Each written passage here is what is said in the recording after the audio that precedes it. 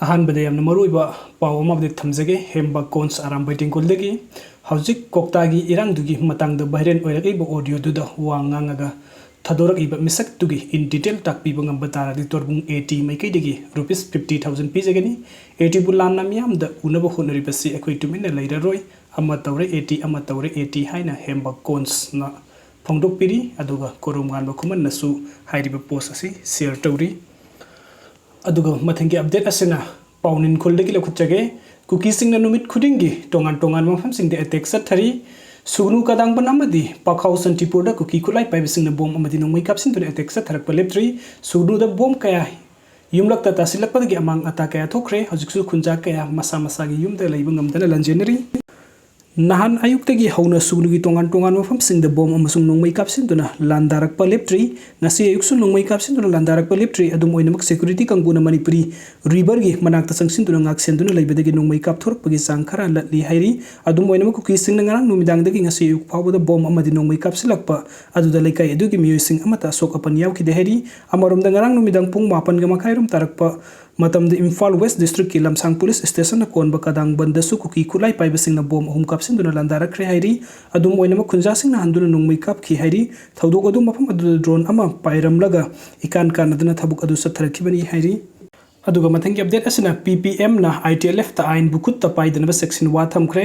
थासिगी हौकिबा site 15 गी नुमिदांगदा सुरासनपुर थोकिबा थौदोक अमगा मरी लेना indigenous tribal leaders forum ITLF ना डिस्ट्रिक्ट असिगी SP दा मराल सिबगक्तना तना मियामबु आइन खुत्ता पहनबा इंचिनबगी थौंगजा थदनबा people's alliance for peace and progress Manipuri ना ITLF ता सेक्शन वा थमलगली PPM गी प्रेसिडेंट मैंगलंपम बॉबी ना मिटे ना थदोरकपा सेरोल अमदा कुकी मिलिटेंट सिंगी फ्रंट एंड ऑर्गेनाइजेशन अम ओइरिबा ITLF ना सुरासनपुर डिस्ट्रिक्ट की SP गी मथक्ता मारान सिनबगी हक लैते लोइना मियामबु आइन खुत्ता पहनबगी थौसिन या लोइदबनी हौजिक मणिपुर थोकलिबा इरांग असिगा मरी लेना ITLF कोटू अमदी कुकी इनपी गुंबा कुकी मिलिटेंट सिंग सिफ इलाइट सिंग अमदी फ्रंट एंड ऑर्गेनाइजेशन सिंग ना लालुंग कया याली मसागी लमगी हक लैतबा फुरुप असिना मसागी हक तानबदा हौकिबा इरांग द मियोइ सिंग अदु लैखिदबनी असुंबा मक्ति कुकी की ट्रेडिशन ना पीरिबा कुकी मियाम की फंडामेंटल राइट सिंग कुकी मिलिटेंट सिंग सिफ सिंग अमदी फ्रंट एंड ऑर्गेनाइजेशन सिंग ना लाना सिरिनरी लोइना मणिपुर की मयोक्ता थबुक तौनबा मियाम द इंसिनदुना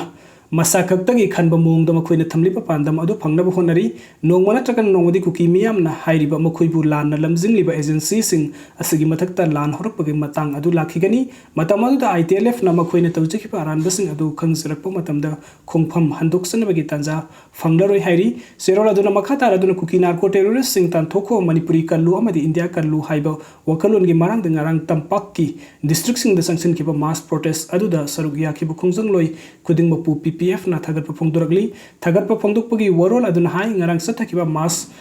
डेमोन्स्ट्रेशन मनुंग द मणिपुर द नुंसी चानबा अमदि तंगदु लैताबा पुरकनबगिदमक्ता अखोइ शांति पामी AR लौथोखो कुकी मिलिटेंट सिंग तौरिबसु हंदु हाइबना सिंग टोंगान टोंगान बु खोलाउ सिंगसु लाखि हाइबा वाफम